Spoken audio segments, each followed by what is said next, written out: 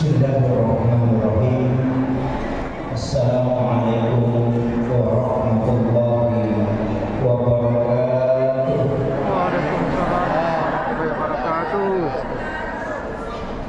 Maulaya sholli wa sallim daiman abada ala habibika khairil khalqi kullihim huwal habibul ladzi turja syafa'atuhu li kulli qawlin minal ahwalil muqtahimin ya rabbi bil mustafa balligh maqasidana wa ghfir lana ma ghayra rasidal ya rabbi bil mustafa balligh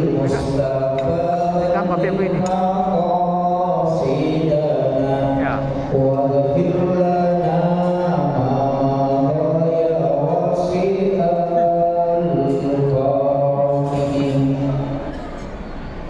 Jamaah dari belakang masuk nih.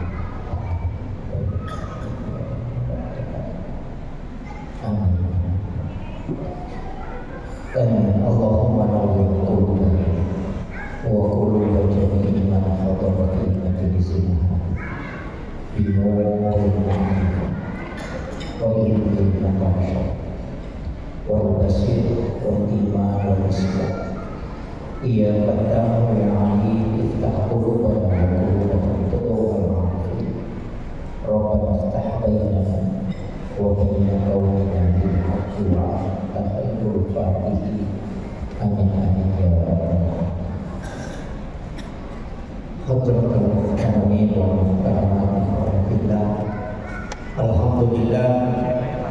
Alhamdulillah rabbil alamin. Wassalatu wassalamu ala asyrafil anbiya'i wal mursalin sayyidina wa maulana wa habibina wa syafi'ina wa ala alihi wa ashabihi wa sahabatihi ajma'in. Allahumma salli ala sayyidina Muhammadin salatan tuballighuna biha kullal maqsud ya Jawwad ya Ma'bud ya Rahim ya Wadud bi rahmatika ya arhamar rahimin. Assalatu wassalamu bi adadi ma fi ilmillah alaika wa ala alika ya sayyidi ya Rasulullah agisna sami'an bi izzatika.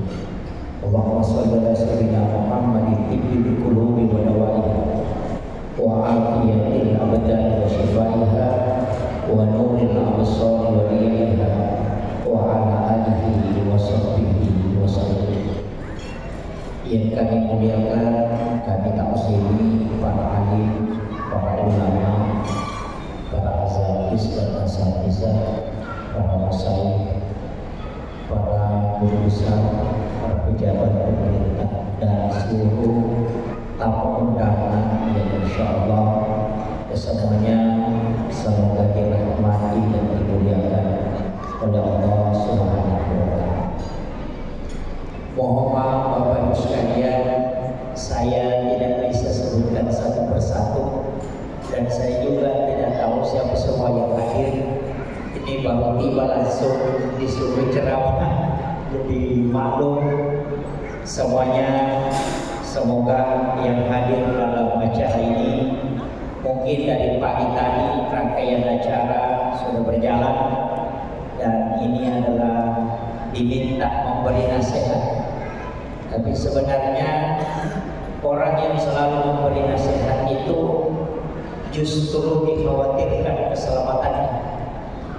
Karena yang banyak bicara itu yang banyak hisapnya, yang sedikit bicara itu yang sedikit hisapnya.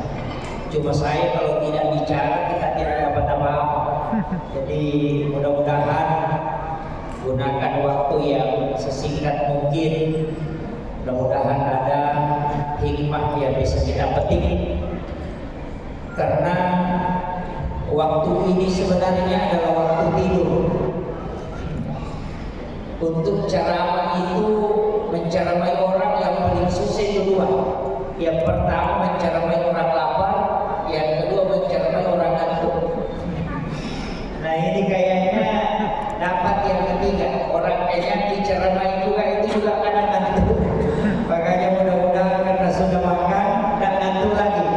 Tapi ini adalah waktu tidur. Karena kita disunahkan tidur itu sesudah duhur sampai asar. Karena nanti setelah asar sampai masuk waktu isya itu dimakruhkan untuk tidur. Karena dalam beberapa riwayat disebutkan waktu sesudah asar sampai isya ketika orang tidur di situ mudah kena penyakit. Karena ada salah satu penyakit yang ditakutkan untuk kita semua, kita takuti sebenarnya, itu rihil ahmar, angin merah yang menyebabkan penyakit stroke, kanker dan juga penyakit mimisan. Makanya saya wasiatkan kepada jamaah, mudah-mudahan kita menghafal doanya yang diajarkan oleh malaikat Jibril langsung kepada baginda Rasulullah. Siapa yang membaca Allahumma inni a'udzubika minarrihil ahmari wadamil aswadi wadamil akbari sebelum tidur, maka dia tidak akan kena penyakit rihil ahmar. Jadi untuk terhindar dari penyakit kanker, stroke dan juga mimisan, maka baca doa ini. Doanya singkat. Allahumma inni a'udzubika minarrihil ahmari wadamil aswadi wadamil akbari. Itu doa. Karena sekarang ini banyak orang kena penyakit rihil ahmar ini. Karena Rasulullah pernah mengatakan, yati di akhir zaman min ummati, nanti di akhir zaman umatku akan banyak terkena dengan penyakit rihil ahmar. Itu yang kena stroke ringan, itu banyak. Termasuk sebenarnya orang yang saya tidak tahu bahasa kedokterannya, yang kanan bibirnya itu lagi ke samping. Penyakit orang yang miring itu sebenarnya adalah rihil ahmar. Wallahu a'lam, pokoknya nama medisnya. Wallahu a'lam. Kemudian saya ingin juga minta maaf terkhusus kepada kakak sahabat Adnan. Sebenarnya yang undang ini adalah kakak senior, makanya saya ini junior. Jadi agak berat juga ceramah, apalagi ada guru-guru tadi depan ini luar biasa. Tapi ini karena amanah, mohon izin untuk menyampaikan hikmah halal bihalal. Walaupun sebenarnya sudah terlambat, karena ini sudah masuk bulan Zulqa'dah. Kalau halal bihalal biasanya dilaksanakan di bulan Syawal. Tapi ini sudah masuk bulan Zulqa'dah, tapi tidak apa-apa karena kita mengambil hikmahnya. Saya pakai bahasa Indonesia ya, nggak usah pakai bahasa Bugis ya.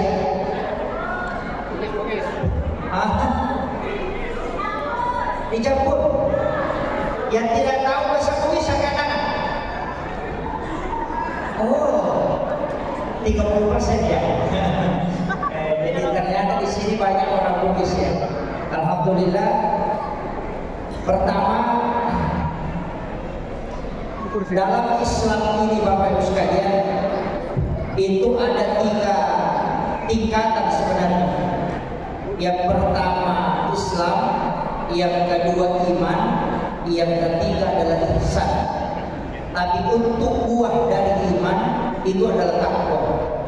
Makanya orang berpuasa itu sebenarnya dalam 1 bulan dia bisa mencapai derajat takwa kalau orang puasa. Karena ternyata puasa selalu melatih kejujuran. Jadi kalau mau lihat orang bertakwa, maka lihat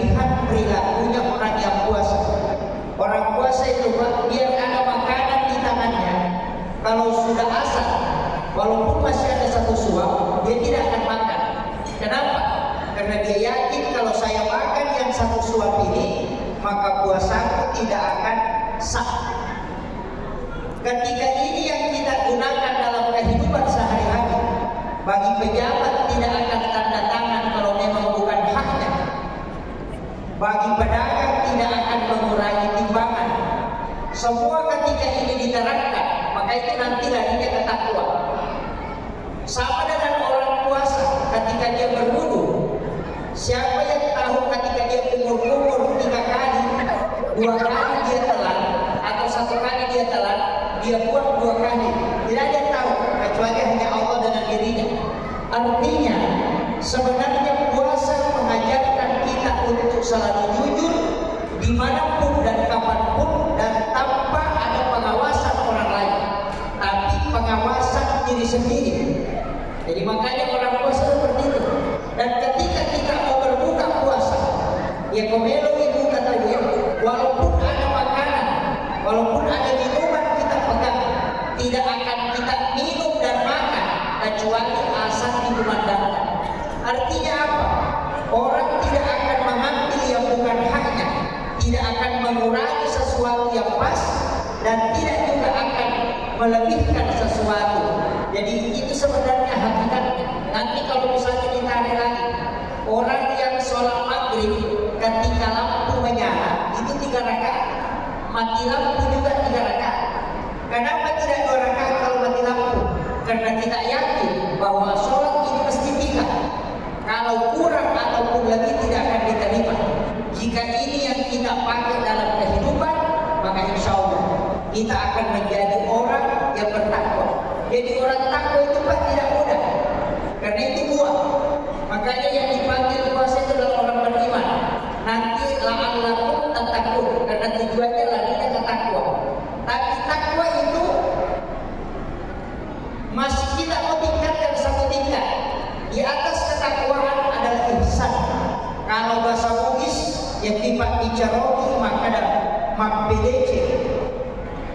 Kalau bahasa agamanya ihsan, ya kalau bahasa Bugisnya makbedece. Apa artinya? Yang dimaksud ihsan bukan membalas kebaikan, bukan. Jadi yang biasanya ihsan, ia kumasengke itawe abas sakit. Jadi yang kumasengke pada kumabasa itu bukan ihsan. Nah sebab mapasi waladece biasanya. Ia ko makanya itawe loko ini, nah makanya toki loko alena, maka itu bukan ihsan. Karena itu hanya membalas kebaikan. Tapi dari kumaya itu loko ini, kalau orang tidak baik ke kita, tapi kita baik kepadanya, maka itulah ihsan. Jadi ihsan itu tidak mudah. Ya kau tahu masaknya apa sakit? Kalau ada orang kikir kita dermawan kepadanya, yang biasa sering kita temukan, ya kau tahu masaknya maka lagi siapa pernah kan itu si Selemona sakit lelelo, angka mau tuh nakal, begitu jangan. Jadi kalau orang melakukan kejahatan ke kita, maka balaslah dengan kebaikan. Makanya orang dulu mengatakan, ya sakit ihsan maki gua deh. Makanya sebenarnya itulah inti agama. Yang paling tinggi kedudukannya adalah ihsan. Jadi kalau takwa itu nanti alladzina yunfiquna bis-sarra'i wad-dharra'i wal kadhibina al-ghaidh wal 'afina 'anil nas. Ini bersedekah di waktu lapang dan juga di waktu susah. Ini kan tuh bahasa Kosovi, tapi yang kasih sini kadang susah kita dapatkan orang dermawan ketika dia dalam keadaan sempit. Jadi kalau mau tes, ya komeki bisa dikira tahu takwa, sampawawan yang tidak tahu dia pun dalam keadaan susah, tetapi dia bersedekah. Nah itulah orang ciri orang takwa. Yang kedua, wal kadhibina al-ghaidh. Jadi wal kadhibina al-ghaidh itu adalah orang yang bisa menahan amarah. Dia dapat ceceran. Kemudian wal 'afina 'anil nas. Ini intinya. Memaafkan manusia. Ada 2 hal yang berbeda Bapak Ibu sekalian. Sering kita mengatakan begini, ketika ada orang salah, suruh dia minta maaf. Sering kita dengar itu. Tasuri bila ada nasama alih salah. Itu keliru. Perintah ayat tidak seperti itu. Perintah ayat itu wal afina anin nas. Maafkan manusia. Jadi ayat tasuri bila ada tapi kita yang memaafkan. Kalau kita disuruh, kita suruh orang, ini suruh bila dapat, itu melanggar. Karena yang disuruh datang minta maaf itu hanya Allah kepada hambanya. Ketika seorang hamba bersalah, maka dia disuruh datang kepada Allah untuk bertobat. Tapi ketika sesama manusia, orang lain yang melakukan kesalahan terhadap kita, maka jangan suruh dia datang minta maaf, tapi kita yang memaafkan. Itu beda. Makanya ayat mengatakan wal afina anin nas, maafkan manusia. Ini yang penting. Jadi jangan suruh orang datang minta maaf. Yang menyuruh orang datang minta maaf itu adalah Allah yang meminta kepada hambanya untuk minta maaf. Makanya inna Allah yuhibbut tawwabin wa yuhibbul mutatahhirin. Tapi ketika sesama manusia, jangan suruh orang datang minta maaf, tapi kita memaafkan manusia. Itu intinya. Jadi dari kau angkat tahu magalah pada timbalan darurat tahu, itu adalah tanda bahwa orang itu sudah masuk dalam kategori takwa.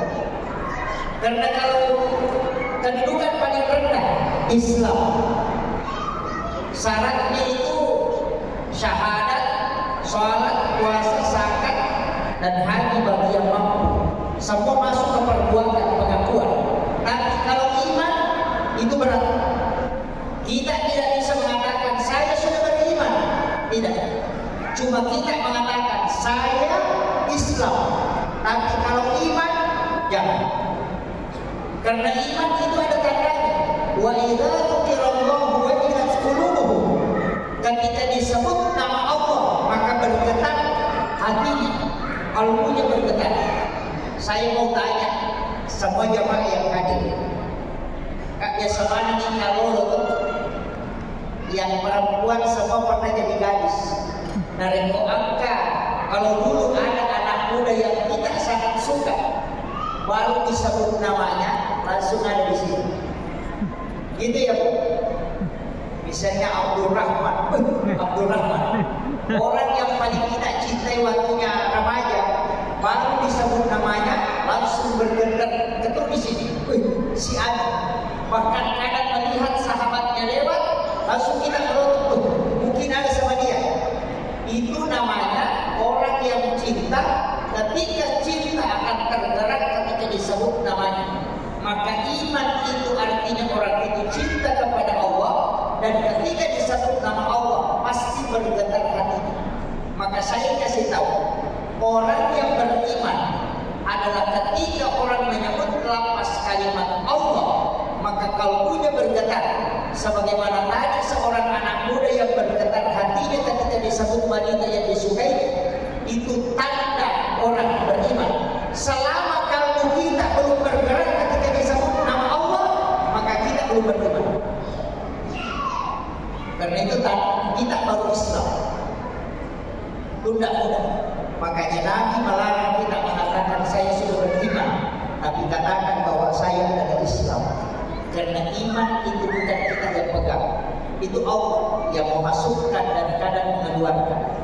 Tempatnya adalah qaul. Ketika Allah menguatkan iman, maka insya Allah kita akan menjadi orang yang baik.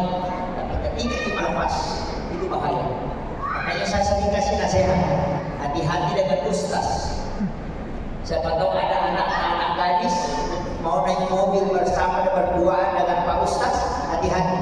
Kalau imannya ada, maka dia ustaz. Tapi kalau imannya lepas, itu bahaya. Nah, iman itu tidak tahu kapan dia ada dan kapan dia lepas. Ini hati-hati, ya. Ada film sekarang yang viral itu apa namanya, Bro? Walid. Langsung ibu-ibu tahu, kalau iman yang kuat, maka insya Allah tidak akan melakukan kemaksiatan dimanapun dia berada. Tapi ketika iman dicabut, dimanapun dia di masjid, dia bisa melakukan maksiat. Jadi iman itu tidak mudah. Maka itulah sehingga kita selalu minta, ya muqallibal qulub, tsabbit qalbi ala dinika wa la ta'atik.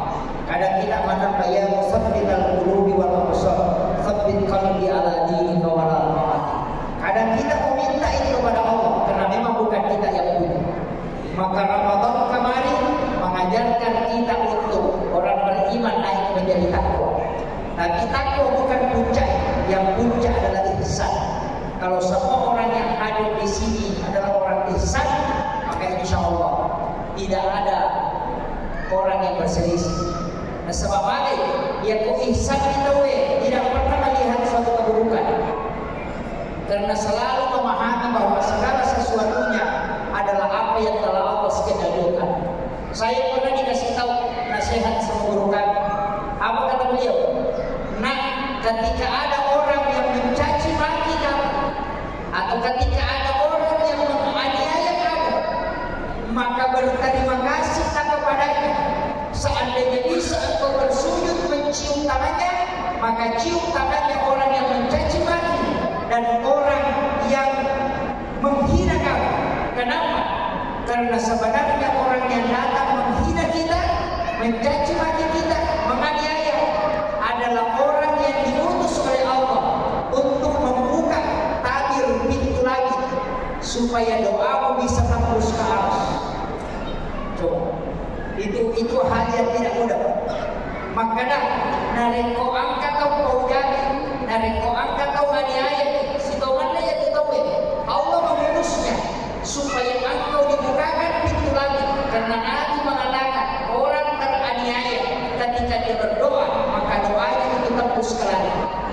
Maka sebenarnya orang itu diutus supaya doamu bisa tembus ke langit, karena doamu tidak akan tembus kecuali tidak ada orang itu diutus kepadamu untuk menghina atau menganiaya kamu. Jadi ini kuncinya kalau ulama-ulama sufi. Jadi itu udah mudah, ya kan? Itulah terima kasih kita kata pojak. Sudah dicaci maki, sudah dihina, kamu sudah mengatakan terima kasih karena gara-gara engkau doamu bisa tembus ke langit. Oh, ini tidak mudah, ya. Kadang kita kalau dicaci maki langsung mengatakan kau juga begitu, atau membalas yang lebih pahit dari itu.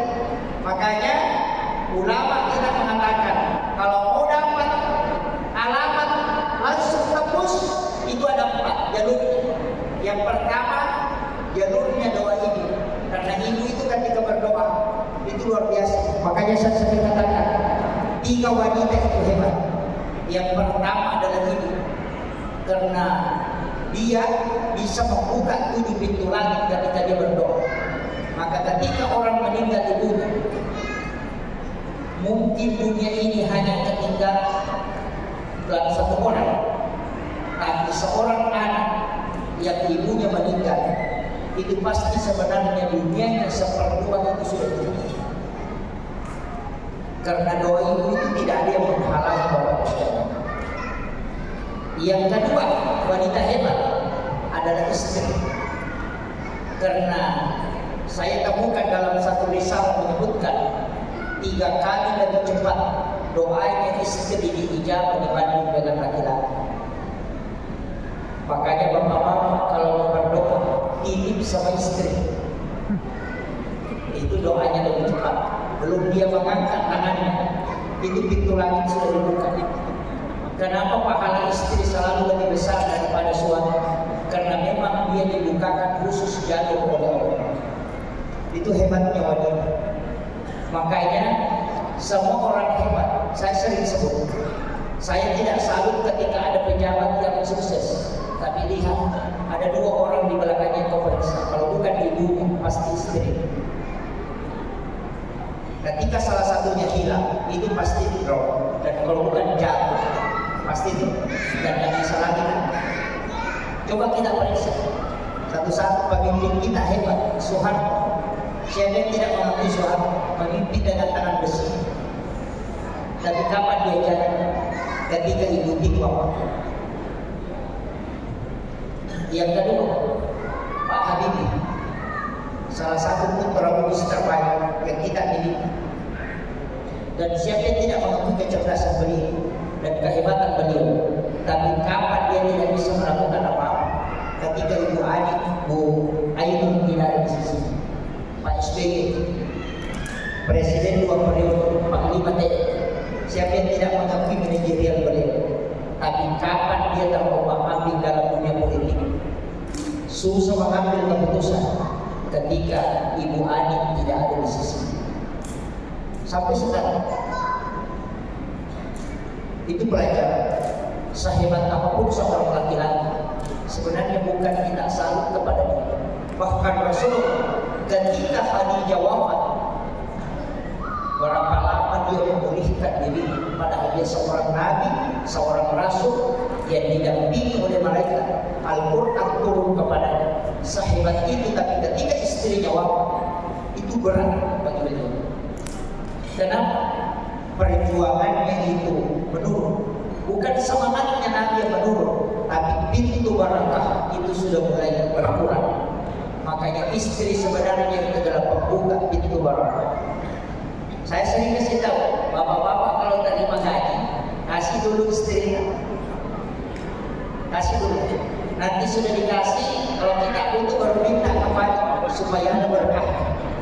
Kalau ada laki-laki terima gaji atau terima amplop, isinya 10, misalnya 5 juta, dia ambil 2 juta dan kasihnya istrinya, 3 juta saja dan kasihnya istrinya. Coba itu yang 2 juta. Kita tidak tahu apa yang kita beli, uang itu akan habis karena barakahnya belum ada. Sebenarnya berkah itu mudah kita deteksi, Pak. Dari makanan itu mudah kita deteksi barakahnya. Coba Bapak Ibu sekalian, bikin kue yang paling enak, kemudian kita makan. Samakan kue yang dikirim tetangga ke rumah kita. Mana yang enak kira-kira? Kita kadang bikin pisang goreng. Pisang goreng sudah kita bikin seenak mungkin, kemudian kita makan. Itu biasa-biasa aja. Tapi ketika tetangga yang antarkan kue, antarkan pisang goreng, kadang pisangnya itu tidak bagus kelihatan, tapi sangat nikmat ketika kita makan. Kenapa? Karena orang yang mengantar makanan ke rumah tetangganya itu sudah didoakan oleh malaikat dalam perjalanan. Itulah yang disebut dengan barakah. Itu sederhana. Tidak pernah seenak yang orang antarkan ke rumah kita untuk kita makan yang disedekahkan orang dengan yang kita bikin. Makanya kalau mau sehat, banyaklah bersedekah makanan ke tetangga dan saling bersedekahi makanan dan makan makanan itu. Insya Allah orang itu akan terpelihara, dijauhkan dari penyakit karena berkahnya. Makanya sebenarnya sedekah itu menolak malam. Itu penyakit bisa diobati dengan sedekah. Bukan mau berarti sedekah uang, tidak. Sedekah makanan ke tetangga itu adalah menjauhkan penyakit. Itu ada riwayat yang menyebutkan ada dokter yang diutus Rasulullah. Angka dokter itu sudah minta 5 tahun menjadi dokter, tidak ada orang sakit yang datang berobat. Bayangkan dari angka dokter 5 tahun dia kata malasan, bubar dokter. Tidak ada yang berobat. Makanya dia pulang kasih tahu Rasulullah, ya Rasulullah, tidak pernah ada orang yang datang berobat kepada. Apa kata Nabi? Apa yang dilakukan masyarakat situ sehingga tidak kau temukan penyakit. Ternyata ada 2. Yang pertama, mereka saling berbagi makanan. Yang kedua, mereka selalu makan bersama. Makan bersama ini kita tidak temukan lagi sekarang, kecuali kayak acara begini, makan satu meja. Yang di rumah itu sudah mulai hilang. Dulu orang tua kita masih ada yang dapat, nah panggil anaknya, nah panggil cucunya. Dulu semua di situ baru makan bersama. Sekarang tidak. Anaknya makan di depan televisi, bapaknya makan di kursi, istrinya makan di dapur. Tidak ada lagi kebersamaan ketika dia makan, sehingga berkah itu dijauh. Inilah yang mendatangkan juga sebenarnya kenapa penyakit itu mudah datang. Kemudian yang kedua tadi tidak saling berbagi. Makanya kita dianjurkan kalau masak sesuatu perbanyak airnya supaya ada bagian ke tetangga. Karena bapak ibu kalau memasak kemudian baunya dicium oleh tetangga, maka kita berdosa ketika dia ingin memakannya kemudian kita tidak mengantarnya. Ini bahaya. Makanya ibu-ibu kalau goreng bawang hati-hati. Kalau tetangga cium baunya dan kepingin memakannya dan kita tidak antarkan, hati-hati. Makanya sekarang ini saya lihat banyak orang kikir, Pak. Apalagi sudah banyak lemari kikir di rumah. Apa itu lemari kikir? Kulkas. Dulu orang kalau beli ikan 3, dia masak semua. Sebagian dia antar ke tetangganya. Sekarang tidak. Beli ikan 3, masuk ke kulkas 2, dimasak 1. Sampai jadi es batu tidak ada sekedua. Padahal tetangganya makan lombok di sebelah. Atau bikin kue. Dulu orang tua kalau bikin kue pasti dia antar ke tetangganya. Sekarang dikasih masuk kulkas. Katanya lagi enak lagi kalau sudah dingin baru dimakan. Artinya orang ini orang kikir. Makanya kalau mau lihat kita nenek atau sekele, kalau ada orang 2 kulkas di rumahnya, nenek atau sekele. Tidak ada di sini, Bu.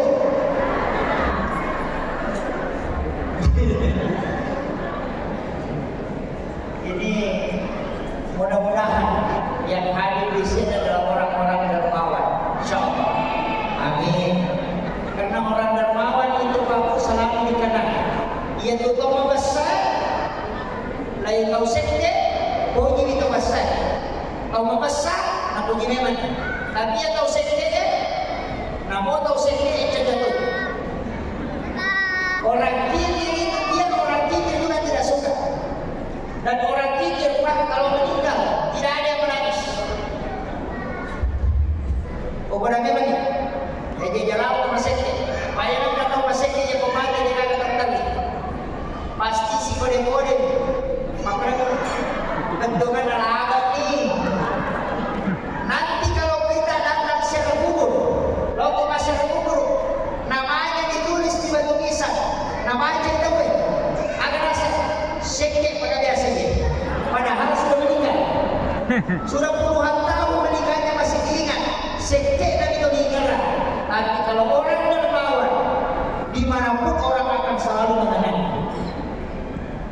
Jadi yang memeluk itu di malam pesuga istilahnya selalu dikenal, maka awasan aja terus. Ya, maka metode lo kiri kanan temurang kalau bercakap. Iya, jangan kikir. Jadilah orang yang dermawan. Karena orang dermawan itu disukai oleh para malaikat, dicintai oleh Allah, dijauhkan dari neraka dan didekatkan dari surga. Itulah orang dermawan. Banyak menyukai.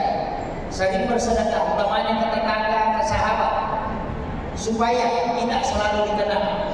Jangan terlalu mengumpul-ngumpul emas banyak. Ibu-ibu saya kasih tahu. Sekarang mulai kalau di kampung saya di Sidra, emas itu sampai sini terkenal sekali Bu ya, sampai kayak toko emas berjalan. Saya sering kasih tahu hati-hati. Nanti kalau meninggal istri kedua yang ambil. Iya. Dan seandainya Bapak Ibu sekalian tahu bagaimana cepatnya orang melupakan kalau kita meninggal, kita tidak memperhatikan sebab. Coba pikirkan. Saya pernah dinasihati seperti ini. Ini kalau burukan musyrikan. Nah, seandainya engkau mengetahui bagaimana cepatnya orang melupakan engkau ketika engkau wafat, maka tidak ada ucapan orang lain yang bisa mempengaruhi kehidupan. Coba. Maka sejak kata Nabi baik itu mati. Istri pun yang mencintai kita ketika kita meninggal. Palingan 1 hari dia menangis, 2 hari menangis, 3 hari berhenti gitu. Tidak menangis. Nanti cukup 1 bulan bikin status. Sudah 1 bulan bapaknya meninggalkan aku. Sungguh tak terasa. Sekalinya ada muda di bawah Pak komen, sabar saya tidak sekali. Ini sudah mulai muncul. Ya kan gitu. Hilang menangis sudah mulai hilang. Mulai nonton film yang lucu-lucu sudah mulai ketawa-ketawa sendiri. Bagaimana cepatnya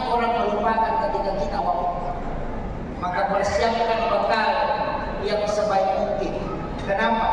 Karena kalau berharap dari anak-anak kita, berharap dari keluarga kita, mohon maaf.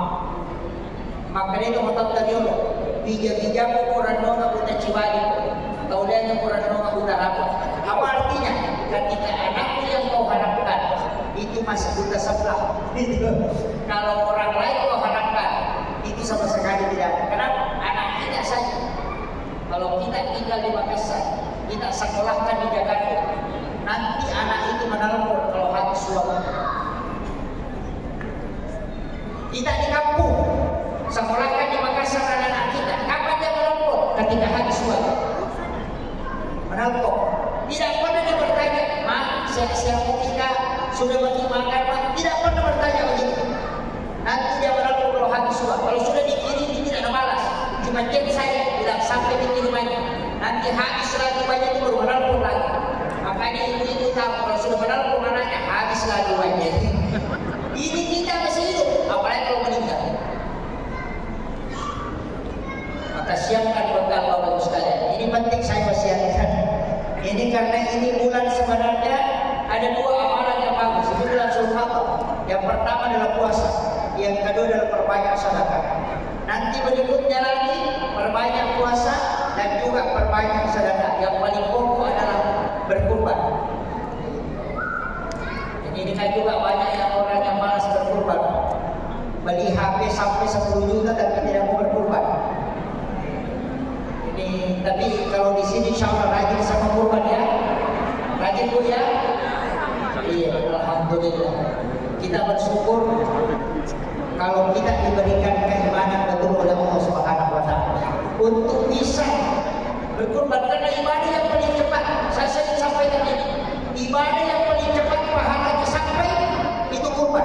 Kalau sholat itu masih menunggu. Doa Senin Kamis dilapor, kecuali di waktu-waktu terbuka pintu lagi. Kalau kurban, apa kata Nabi? Sebelum darah sampai ke tanah ketika disembelih, pahalanya sudah sampai kepada Allah Subhanahu wa taala. Dari sinilah ulama sufi mengatakan, ketika tukang sembelih sapi itu meletakkan pisaunya di bawah leher binatang yang mau disembelih, maka engkau berdiri di depannya, lihat baik-baik sapinya, kemudian di saat pisaunya dia mulai penyembelihan, maka berdoa, "Ya Rabb, panjangkan umurku dan mudahkan rezeki sehingga saya bisa berkurban tahun depan."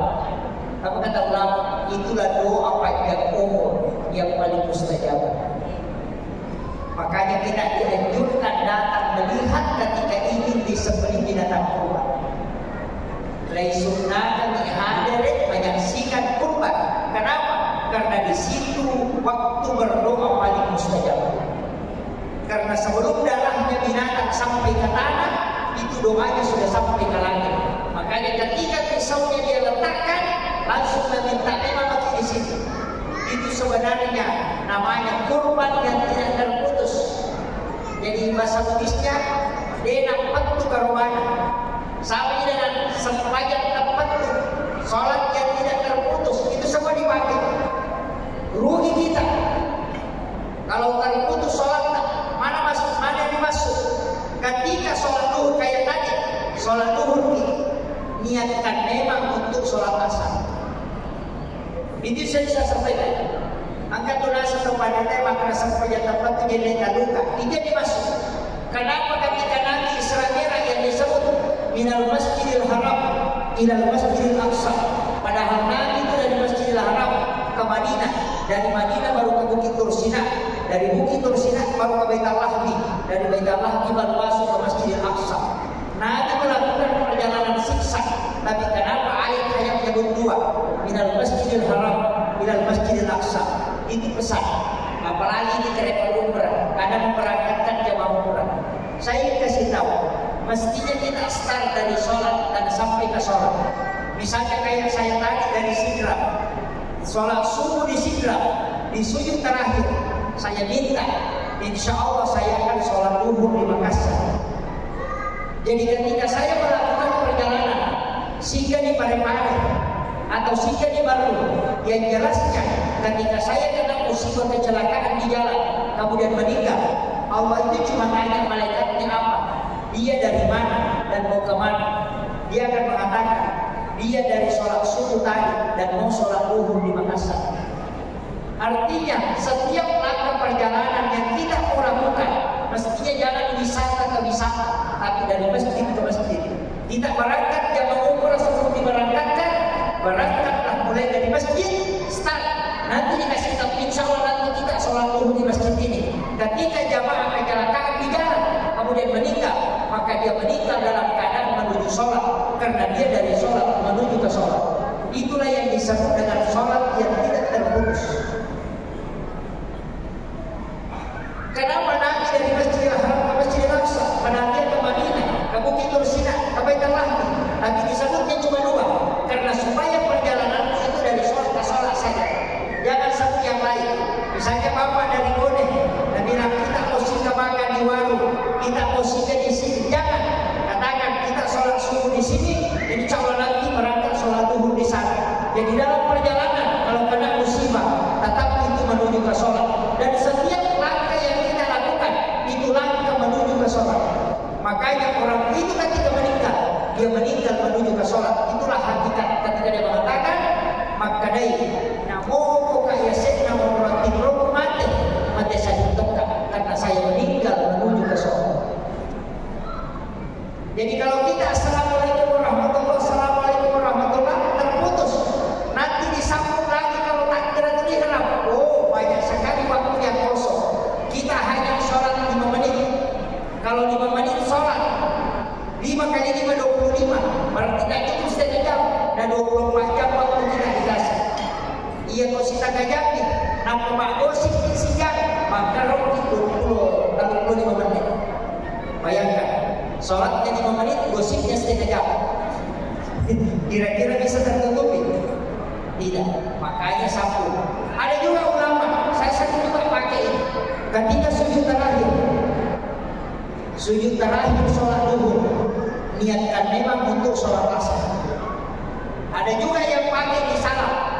Jadi assalamualaikum warahmatullahi. Kenapa ke kanan? Ambil memang di waktu berikutnya, sambung memang di waktu berikutnya, baru kau lepaskan waktu setelah.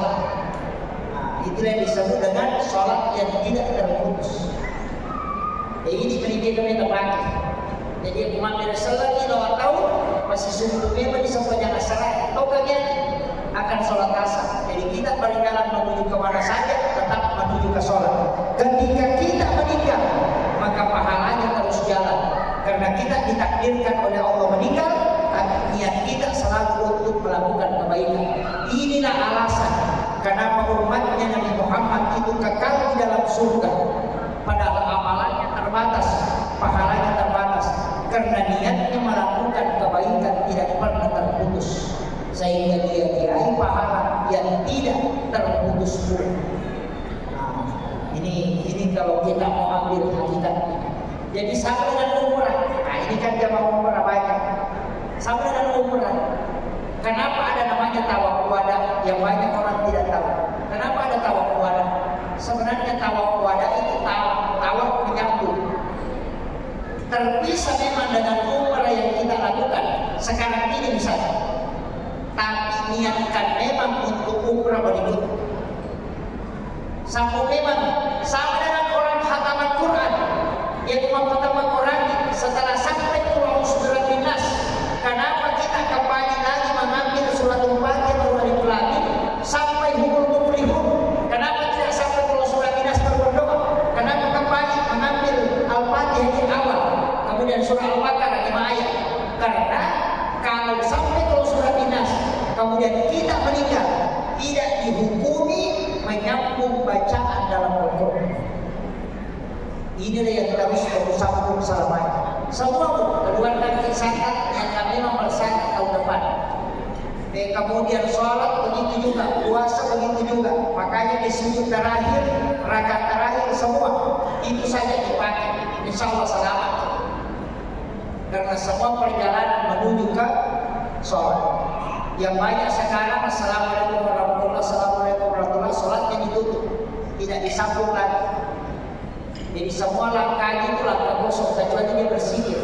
Tapi kalau tadi dia niatkan untuk sholat asar, setiap langkah kakinya itu selalu dihitung menuju ke sholat. Jadi dia jongkana dia tadi letak tidur sampai jatuh. Kemanapun kita, dia tidur, tetap tidurnya menuju ke sholat. Nah, ini hakikatnya. Makanya setelah Ramadan, kemudian di bulan Syawal, saya yakin ibadah kita sudah sempurna. Tapi melawan hawa nafsu dan syaitan itu tidak mau. Karena Ramadan cuma satu dilawan. Apa? Cuma hawa nafsu. Syaitan sudah diikat. Makanya mudah semua ibadah. Tapi setelah lepas Ramadan, lepas dua-duanya, makanya berat. Tapi saya kasih tahu, jangan selalu salahkan syaitan. Karena kadang-kadang malaikat juga yang datang kita anggap syaitan. Saya pernah ngaji memahami hakikat nur dan sakinah. Itu pernah ngaji bab itu. Apa hakikatnya? Saya kasih tahu begini, Pak. Ketika malaikat datang, itu juga membuat kita cepat tidur. Ketika malaikat, jadi bukan hanya setan. Jadi bukan hanya setan yang datang, kita itu mudah ngantuk. Tidak. Ketika malaikat datang pun kita akan mudah tidur. Jadi jangan bilang, waduh kita ngantuk, setan lagi. Nanti setan bilang, saya sudah tidak ngantuk masih. Makanya orang yang ngantuk ini sudah berwudu. Karena ketika sudah berwudu dan tidak batal wudunya, insya Allah yakin itu bukan setan. Tapi itu adalah hawa malaikat. Saya kasih tahu. Coba kita deteksi, Pak, untuk membuktikan. Kalau kita mengatakan bahwa tidak mungkin malaikat ini ngantuk, tidak. Begini. Kapan kita ngantuk? Yang pertama, ketika membaca Al-Quran. Paling sering ngantuk kalau baca Quran. Kadang baru 2 lembar langsung bukan tidur. Bahkan kadang baris Quran itu aku tukar-tukar. Ada seperti teman, ada yang di atas, ada yang di bawah. Itu bukan syaitan. Tapi itu resonansi malaikat ketika dia datang membuat kalbu kita tenang. Sehingga kita mudah tertidur. Yang kedua, kapan kita mudah ngantuk? Ketika bersihir. Kadang tasbih dipegang tiba-tiba jatuh. Kenapa? Karena orang yang bersihir itu didatangi malaikat. Yang ketiga, ketika orang ceramah. Jadi yang tidur-tidur ini bukan setan, malaikat itu. Ya. Ketika orang ceramah, karena majelis ilmu itu didatangi oleh para malaikat. Makanya orang mudah ngantuk itu bukan setan, karena dibentengi oleh malaikat. Kemudian yang keempat, ini yang paling mudah kita deteksi. Kapan? Ketika sholat Jumat. Ketika khatib naik di atas mimbar, seluruh malaikat rahmat yang ada di sandaran situ akan masuk ke dalam masjid bersab-sab. Itulah yang menyebabkan kita susah menahan ngantuk. Karena kalau malaikat rahmat itu ketika khatib sudah naik ke mimbar, dia akan masuk. Kapan lagi kita mudah ngantuk? Yang kelima, di waktu subuh. Karena 2 kelompok malaikat ketemu, malaikat penjaga malam dan malaikat penjaga siang. Ketemunya, maka orang mudah ngantuk.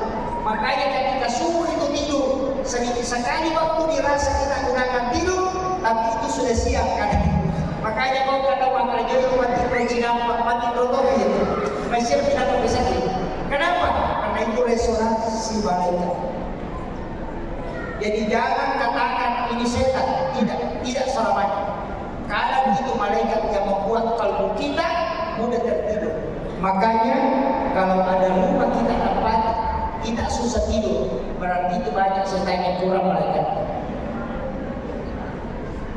Begitu begitu. Karena kita bikin setan di dalam rumah. Saya sering tegur. Saya pernah ditegur, makanya saya juga sering tegur jamaah.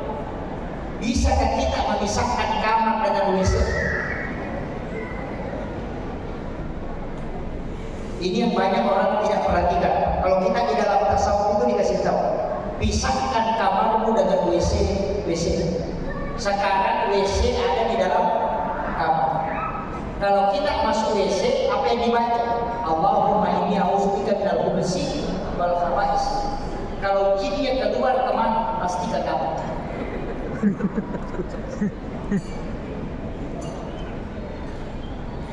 Ketika pintu WC terbuka, dan kamar itu kita tempati sholat, bagaimana hukumnya? Ini yang kadang kita tidak perhatikan. Kenapa sering banyak orang kena penyakit lain-lain?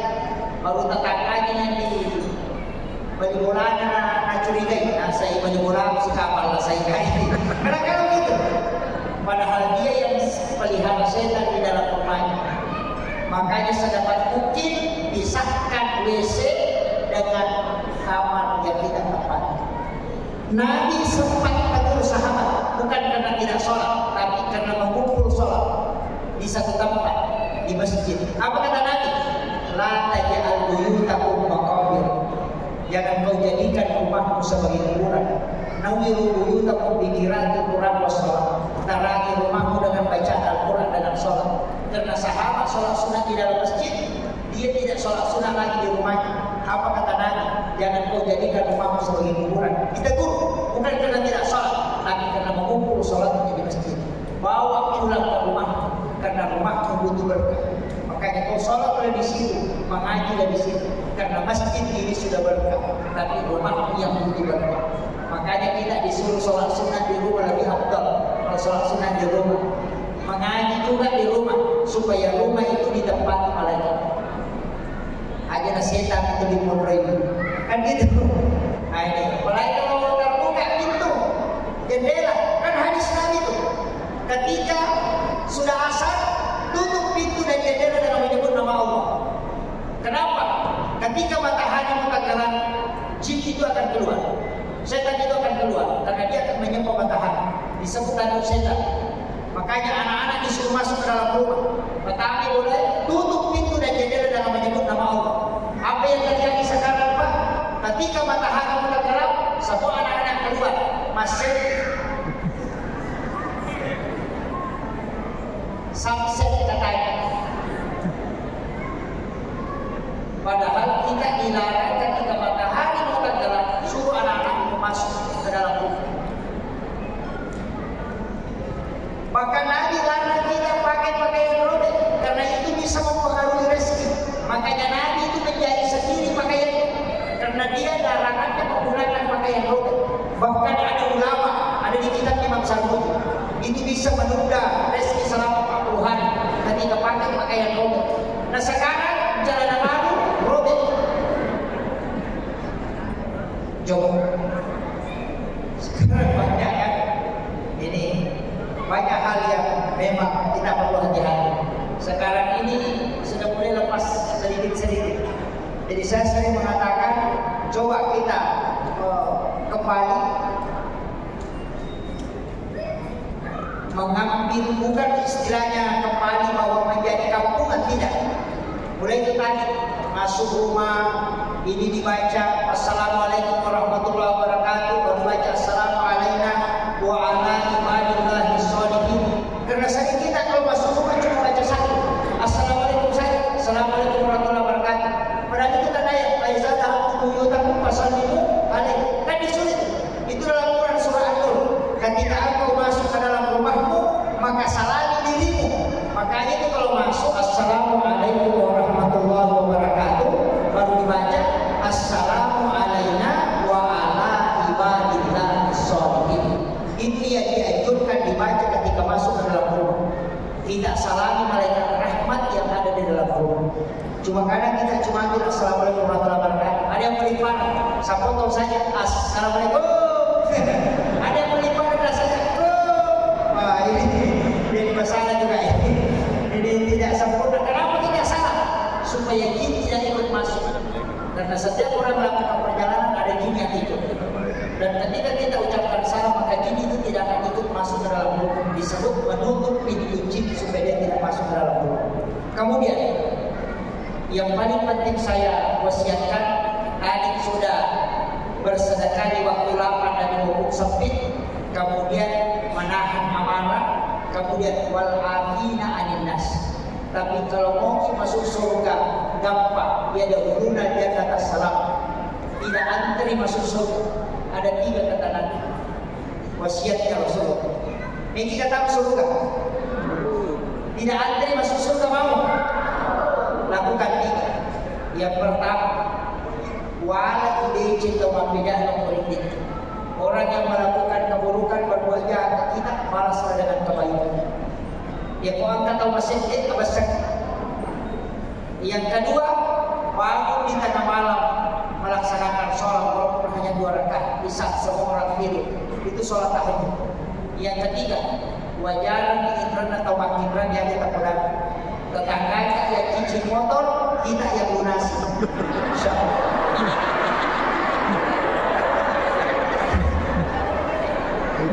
Bisa kira-kira? Tidak bisa. Makanya antri masuk surga. Kalau tidak mau antri, itu kuncinya. Makanya dari 1000 orang, untuk kalau ada satu yang bisa melakukan, makanya jalur itulah jalur yang tidak antri masuk surga.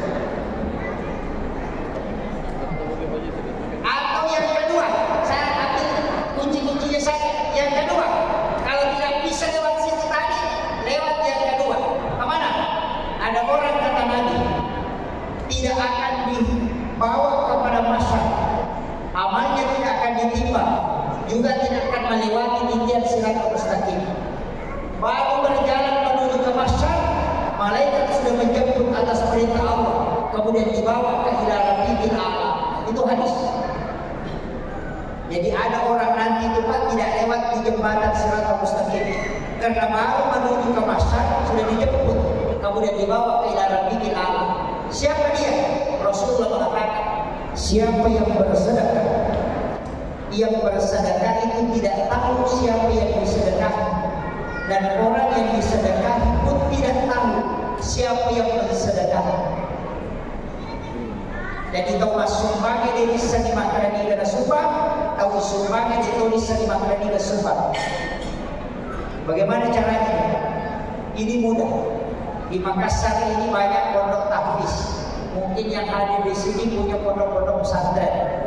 Coba kita ambil nomor HP-nya kiainya, yang pondok tahfiz yang ada di Makassar ini, yang ada di kampung kita. Ambil nomor HP kiai, hubungi Pak Kiai. Adakah anak yatim piatu atau anak fakir miskin di situ yang sekolah, yang menghafal? Kalau dia mengatakan ada, kasih tahu.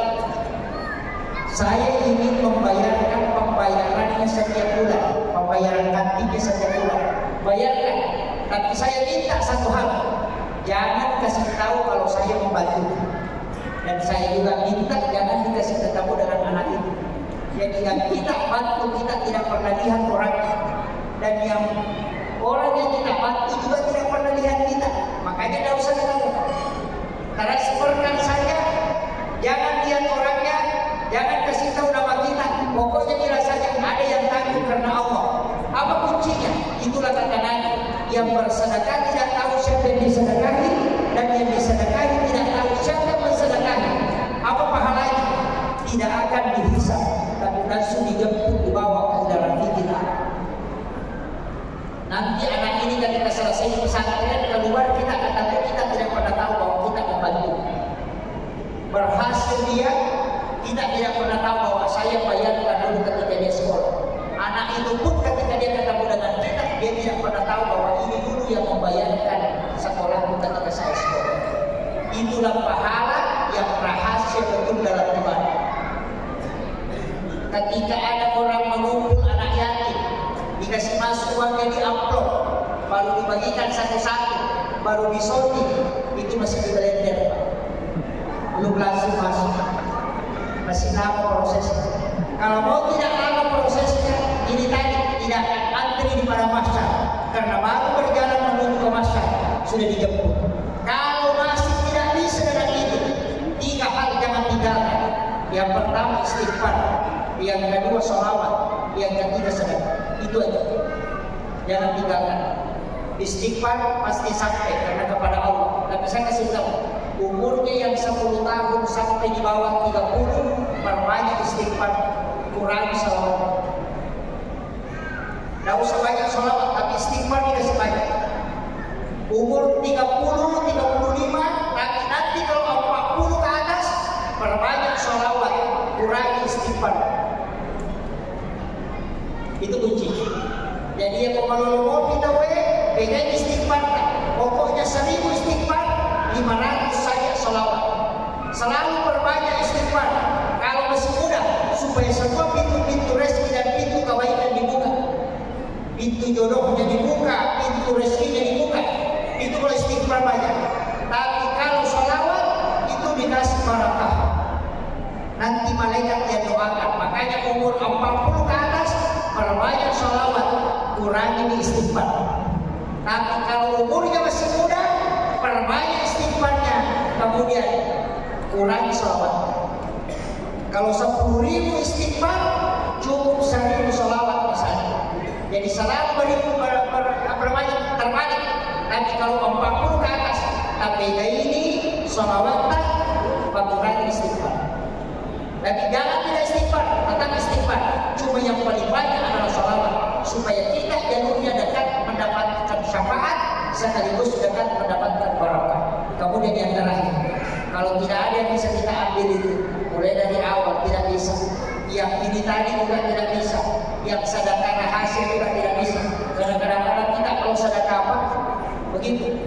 Kadang dikasih masuk tangan di satu ditarik buat 100, didorong lagi masuk berapa.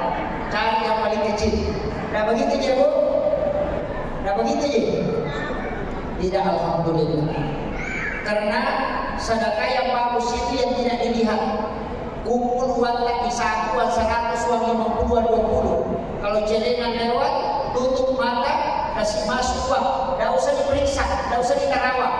Ambil 1 lembar, tutup mata, kasih masuk ke celengan. Itu hadis qudsi. Ada rasa pengalaman. Siapa hamba memberikan kepadaku dia tidak menghitungnya, maka aku pun akan membalasnya dengan tidak menghitungnya pula. Itu kunci. Jadi jangan pernah tahu berapa, tapi langsung saja kasih masuk ke celengan. Nanti orang yang menghitung. Itu sedekah. Kadang kita sedekah 1 juta, nama tak disebut. Haji ini 1 juta. Tapi kalau sedekahnya 5.000, pakai karena Allah. Ini juga jadi besar. Namanya Allah yang dia pakai kalau 5.000 sedekah. Kalau 1 juta namanya dia pakai. Tidak apa-apa, ini juga jadi besar. Kalau 5.000 sedekahnya saya pakai namaku, tapi kalau 1 juta namanya dia pakai. Ini kadang sudah ada, pastinya dibalik. Kalau sedekahnya 5.000, namanya tersebut. Tapi kalau 1 juta, tidak, karena Allah 1 juta. Itu. Maka benar. Tak balik kamar. Ini juga nggak ada Pak. Kalau kita di saat itu tasawuf disebut sunnah. Banyak memang Pak. Kalau aturan-aturan tasawuf itu berat. Termasuk makan. Itu kalau singgah di warung, bayar dulu baru makan. Bayar dulu. Kalau udah masuk itu tidak mau makan kalau tidak dibayar. Bayar dulu, karena kapan kau makan sebelum kau bayar? Itu sama dengan kau ambil makannya tetanggamu, sudah kau makan baru kau minta. Itu sama. Itu tidak mudah. Makanya di KFC itu bayar dulu baru makan. Yahudi itu yang punya ilmu tasawuf, kita tidak pakai. Karena kita sudah di warung tusuk gigi dulu, berapa Mas? Ini masalah. Kira-kira kalau kita makan kemudian tersedak makanan kemudian meninggal, berarti kita makan makanan haram dalam keadaan makan makanan haram kemudian meninggal. Makanya bayar dulu baru makan. Itu kunci. Makanya saja kalau ke pesta pernikahan juga aku jarang makan. Hampir dipastikan tidak makan kalau ke pesta pernikahan. Kenapa? Karena rata-rata itu orang yang menikahnya tidak sama di Makassar. Kalau di kampung saya bilang, kalau di kampung itu hanya bilang pergi belanja, tidak, catat saja dulu. Begitu mudik, catat dulu. Itu bukan utang karena tidak ada perjanjian. Mestinya ditulis, baru kasih tahu saya akan bayar tanggal sekian. Tapi kemakannya catat dulu, tidak ada penjelasan, itu bahaya. Makanya kalau kita makan di tempat itu termasuk makanan yang subhan. Itu jadi masalah. Jadi saya wasiatkan, jagalah mulai dari makanan itu jangan. Tadi itu jangan makan kecuali sudah dibayar. Kecuali kalau dalam keadaan terpaksa betul ya, baru kita ini kan. Itu sama. Makanya saya dan ulama tasawuf itu, kalau dia singgah, kalau pikir kan gitu, singgah di WC masjid, buang air kecil, itu makruh. Kalau mau selamat, berwudu dulu baru tinggalkan masjid. Karena kapan kau tidak berwudu melakukan yang makruh. Tapi kalau kau berwudu mau melakukan yang sunnah untuk menutupi yang makruh. Saya kira ini yang penting saya sampaikan. Tadi saya katakan, kalau tidak ada kita bisa ambil dari awal sampai akhir satu saja. Kita ambil. Ini penutup. Apa? Kalau mau dapat kunci, sebenarnya itu Pak, selamat itu cuma dua jalur. Jalur syafaat dan jalur rahmat. Syafaat itu kan nanti terbagi, kalau rahmat itu tanam. Makanya kita ini dapat dua tugas saja, dua ibadah, ibadah wajib dan ibadah sunnah. Kalau wajib itu jalur rahmat, kalau sunnah itu jalur syafaat. Makanya semua itu ada turunannya. Haji wajibnya, sunnahnya umrah. Puasa wajib ada puasa sunnah, zakat wajib ada sedekah sunnah. Kemudian sholat wajib ada sholat sunnah, syahadat wajib ada sholat sunnah. Karena semua itu ada jalur syafaat, jalur rahmat. Tapi saya kasih tahu, semua ibadah minta saja satu, ilahi anta maksudi wa ridhaka anta matlubi. Itu saja diminta. Ilahi anta maksudi, hanya engkau yang saya tuju ya Allah. Wa ridhaka anta matlubi, maksiat itu malah diharapkan. Karena pahala tidak mungkin cukup kita pakai masuk dalam surga kalau bukan rahmat Allah. Sekecil apapun dosa yang kita lakukan, ketika Allah memandang kita dengan keadilannya, pasti kita dihukum. Tapi sebesar apapun maksiat yang kita lakukan, kalau Allah memandang kita dengan rahmatnya, pasti kita selamat. Jadi ciri milau pamasinan nawa sabak mau mana agak dosa karena masih mungkin tetap selamat. Tapi mau mana dicuna dosa dan keadilannya dia pakai, pasti kita dihukum. Itu aja kunci. Kalau sudah diyakini, insya Allah. Jadi pamasinan mau mengalami kesabaran. Sekecil apapun ibadah, sekecil apapun, minta supaya Allah memberikan rahmatnya di sini. Saya kira ini yang penting saya wasiatkan. Tidak banyak yang saya bisa sampaikan, tapi mungkin ada satu dua hal yang bisa kita jadikan sebagai pegangan dalam hidup. Namun ciri kalah, kamu tahu pada yang beri maka siap. Angkat tahu masih tapi mengalah puasa. Angkat tahu mengalah masih dekat, tapi dia tidak puasa. Masing-masing ada jalur masuk dalam surga. Jangan menghina orang karena ibadahnya berbeda-beda, tapi yakin bahwa semua ibadah yang kita lakukan pasti ada jalur rahmat di situ, insyaallah. Akhirul kalam, wallahu muwaffiq ila aqwamit thariq. Nasrun min Allah wa fathun karim wa basyiril mu'minin. Assalamualaikum.